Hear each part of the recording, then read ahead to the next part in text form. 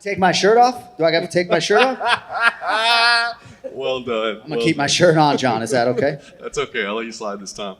Are you seeking a Carolina Chris on the pay-per-view broadcast, or does that stay at the weigh-ins? I'm going to say Carolina Chris just because I know it pisses off Ray Longo to such an extent. But Chris, this is his doing. If you follow Chris Weidman on Instagram, started tagging all his posts Carolina Chris. You know, and any chance us Boston guys get to sort of cut down a New Yorker, we're going to do it. How quickly these guys lose sight of their roots. The All-American New Yorker Chris Weidman is now Carolina Chris. Nice. Talk to me from a broadcast perspective. Fans back in the building, right? I mean, this is a historical moment. Yeah, I was going to ask. I mean, does it mean something to you? It means a lot, you know, and I am very appreciative for every single person who put money down to come to this show. And I've said repeatedly, John, you've heard me say, it's not a crutch for us as broadcasters. When we have a headset on, you've done play-by-play, you know, you're pretty much in your tunnel. You're not so much worried about extracurricular noise and things like that. But certainly when you're calling title fights, especially, you want the backdrop of a crowd. I think back to Jan Blachowicz last September. Had he won that championship in Poland or even in Las Vegas, what that moment would have been. And now you have this soundtrack of 18 months of UFC history where there are no fans. So goddamn right, I can't wait to have the fans behind me, and I'm going to lean on them, and I'm going to lay out and let their voices be heard. So I'm excited.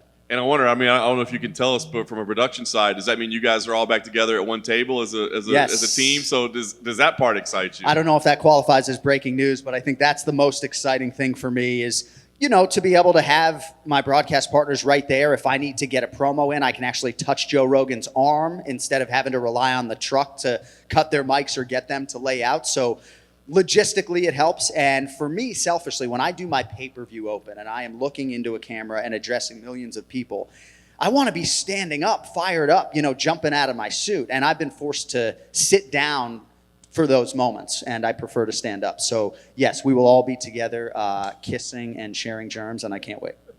Kind of a weird question, but you touched on it with Joe Rogan there. I've seen a lot of people during this time say, you know, he's kind of backed away a little bit and relocated. That's the thing. Like, what happens when he calls it quits? So I'm curious from your perspective, like, how much do you think it changed the product when he calls it quits? It feels much bigger when he's there. There's no doubt about it. He brings a special dynamic to our broadcast booth that I'm not really sure anybody else can bring. There are a lot of these guys that are comedic, you know, and are super funny, but he is the total package. There's no doubt about it. I think he's going to outlast me, though. You know, there are rumblings, oh, Rogan's got one foot out the door. He's doing our domestic pay-per-views right now. He hasn't traveled internationally as long as I've been doing the pay-per-views. But I don't think he's going anywhere. I mean, that's not informed speculation, but I wouldn't be surprised if he outlasts me, to be honest with you. Nice. All right, 261, 3 title fights, 6 incredible athletes. One of them gets you more excited over the other out of the 3 fights? Well, I would use my mic time to probably talk about Jessica Andrade and Valentina Shevchenko because that seems to be the fight that nobody is talking about. And I think Andrade is acutely aware of what she is up against technically. She understands that she has disadvantages in this fight. But she's getting this opportunity because she's not just one of the most decorated women in UFC history. She brings the fight. Like, you know she's going to entertain. Like, you can put her on pay-per-view, and you know she is going to entertain the masses. So I think Andrade is really going to go for it. She seems to think that she has some things that Valentina hasn't seen before. So maybe I'm in the minority, you know, when I say that fight jumps off the card for me. But I think it's more competitive than the betting line suggests. Another storyline that's under the radar, and it's understandably so, but these Chinese athletes that are debuting on the card. I'm just curious, like, what you can say. I don't know how much research you've been able to do about the program, about them, but it's pretty interesting, right, that we've got these Chinese newcomers. Yeah, I got to talk to the head MMA coach, Dean Amasinger, as many of you guys know, used to corner Ross Pearson, and just as an incredible MMA mind, it's insane what is going on in China. Like, when we look back in 15 to 20 years at this UFC initiative, I think we're going to be overwhelmed with just how successful it was. But yeah, I mean, I can talk about all the athletes right now. I mean, Rong Zhu is an absolute phenom.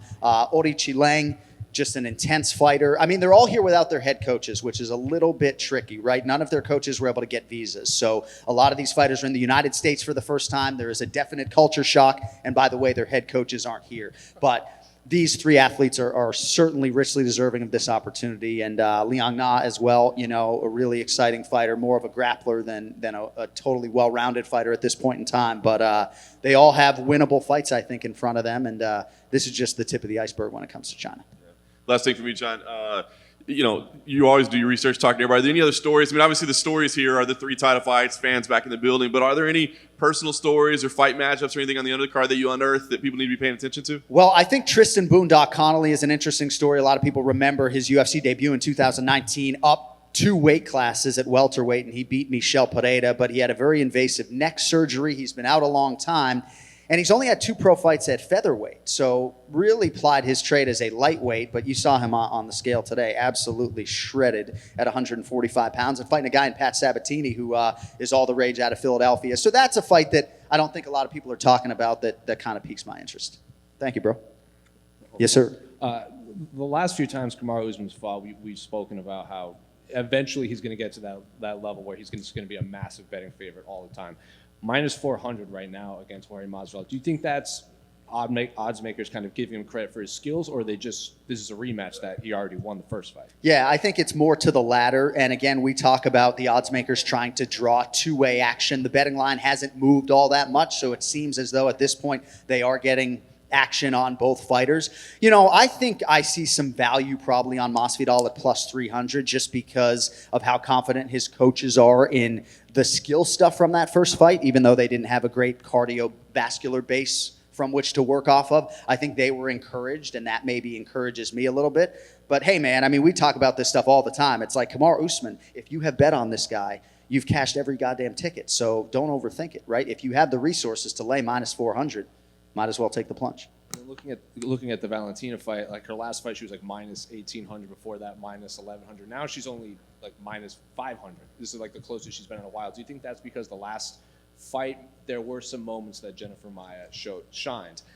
Do you think it's because Valentina has shown that she's not unbeatable, or is that just they're giving Jessica Andrade the respect she deserves? I think it's twofold. I think there is some residual effect from the Jennifer Maia fight, even though I'm not sure how much stock people should be putting into little instances in that fight. But I think this is about Jessica Andrade and what she has accomplished.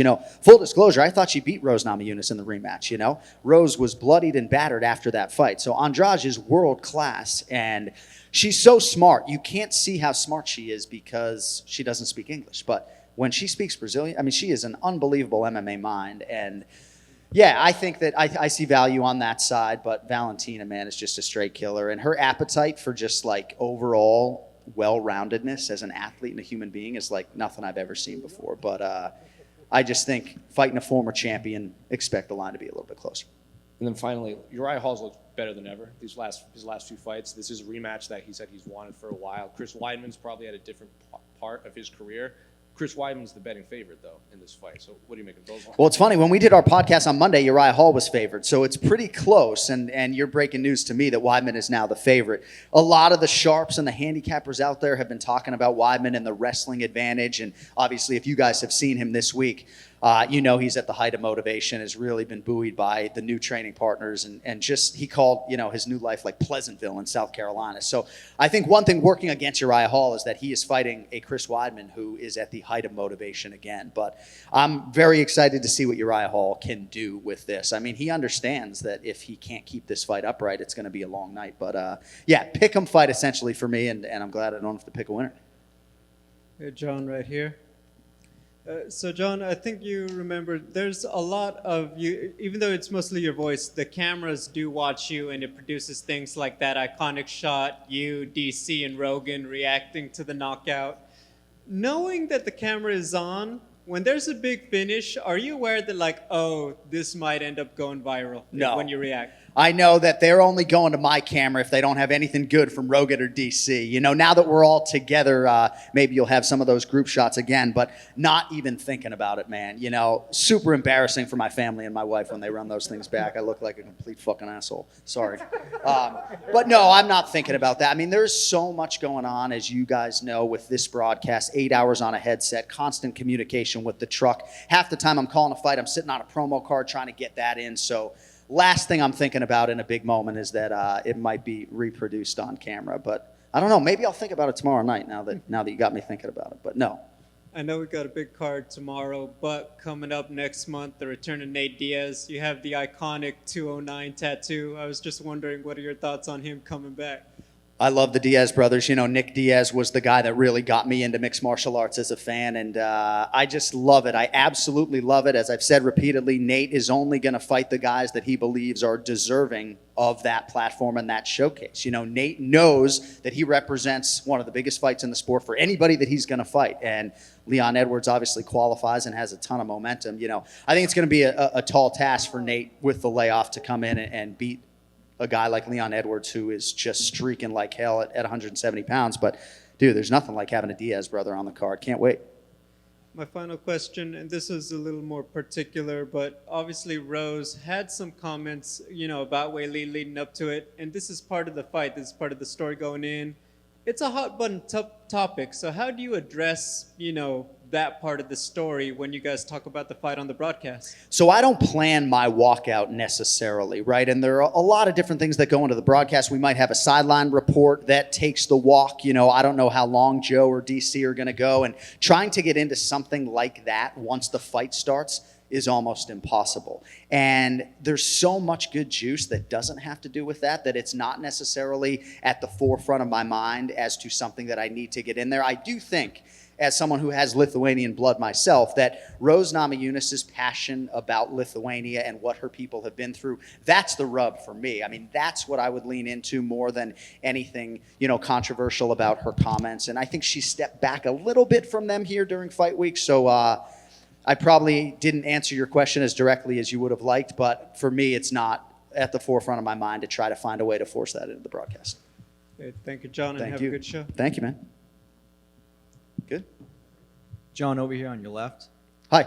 So obviously we're all excited to have the fans back, but will you miss hosting events without the crowd at all? I don't think I will. You know, I think my higher profile celebrity broadcast partners are going to miss just some of the conveniences of going to the bathroom without being bothered and things like that. But no, there's no silver lining or upside for me to doing these fights without a crowd. The fans are the lifeblood of this sport. I'm not sure fans mean as much to any other sport as they do to us, and that's not promotional speak. I really believe that. So, no. I mean, I'll go back to the Apex when they call my number, but I want to call fights with fans, no doubt. All right. And what's one fight that isn't scheduled right now that you'd love to see happen by the end of 2021? Khamzat Chimaev versus Colby Covington. Wow. I mean, right? I mean, I just was so fascinated by the Chimaev-Leon Edwards fight just to see how Khamzat would handle someone like that. So I'm just dying to see if Chimaev can handle these truly elite fighters, because if there's any knock on him now, it's really only the strength of schedule. So Chimaev really against any of those top guys, but I'm hoping it's Covington. And last one from me, John. As a fellow Patriots fan, I got to get Yes. your reaction to Julian Edelmans' retirement. What a stud, man. I mean, you talk about maximizing your utility. And I do hope that he gets to Canton in the Pro Football Hall of Fame. I think he absolutely deserves it when you look at what he was able to accomplish in the postseason. And seemingly he's a better dude and a better teammate than he is a football player. So sorry to see him go, you know, not necessarily on his terms because of the health issues, but got a lot of rings and a Super Bowl MVP trophy and all-time great Patriot. Hopefully he gets to Canton. Thanks, John. Thanks, man. We good? Thank you.